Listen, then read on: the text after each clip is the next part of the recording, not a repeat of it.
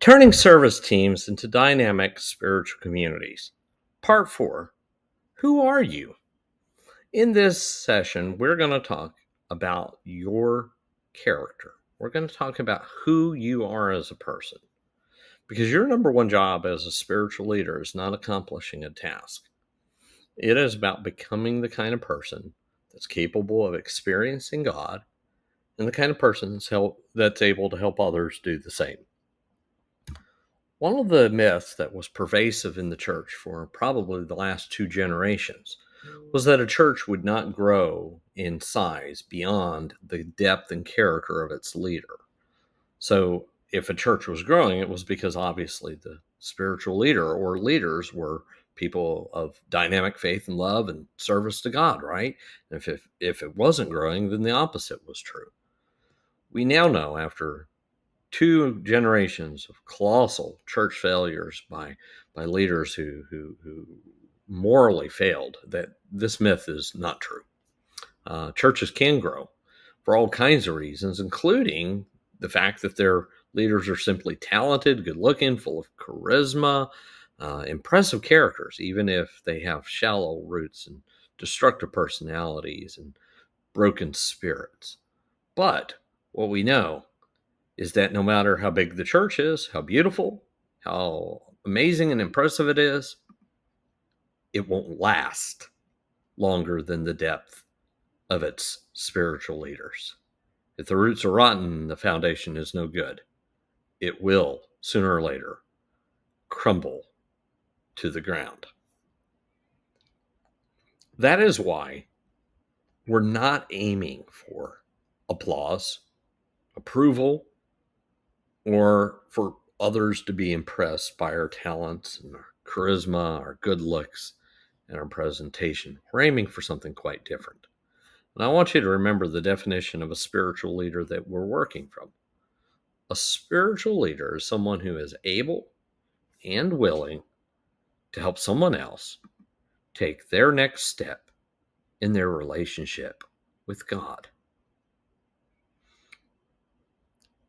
And as we think about this, I want to start by telling you that what you teach them is only going as deep as your love for them. I don't care how brilliant you are, how impressive you are, how much charisma you have, whether you're leading, teaching, preaching, singing a song, what you're doing will only go as deep as your love for your people. That is why it's ultimately about investing in people, spending time with people, loving people, in order that we are equipping them with the eternal truths that we are trying to teach them. Related to that, you can't offer what you don't have. If you don't have a strong relationship with God, you can't offer it. And if you're not chasing after Jesus, you can't lead people where you yourself are not going. That is why your primary goal is not about accomplishing a task. You may head up a ministry in our church. You may be the finance leader or the music leader or even the senior pastor, but your primary job is not about the task you accomplish. Yes, you have tasks that we've asked you to do, perhaps hired you to do, but your primary job is becoming a person worth following. Your primary job is attending to your relationship with Christ, becoming healthy, deep, rooted in his love, so that by your example, people can follow you into the depths of God's love for themselves. The next thing I want to tell you is that the timing is less important than getting there together. I know that you have a timetable that you want to see accomplished. I know that you're impatient, like me, and that you want to see things done timely and you want to see things accomplished and you don't want to wait forever. And if you don't make any progress, you're not leading people, right? Because you yourself are not going anywhere. But if you get so far ahead of your team that you look back and find that none of them have been able to keep up with you, you're also not leading. You're out taking a walk and you're doing that by yourself. And you've gotten so far ahead of people that you're not leading them because they're not getting to the finish line with you. Getting there together is more important than getting there in a specific amount of time. That means doing the hard work of developing relationships. Let me be candid. What makes church, families, relationships, neighborhoods great is also the thing that makes them hard.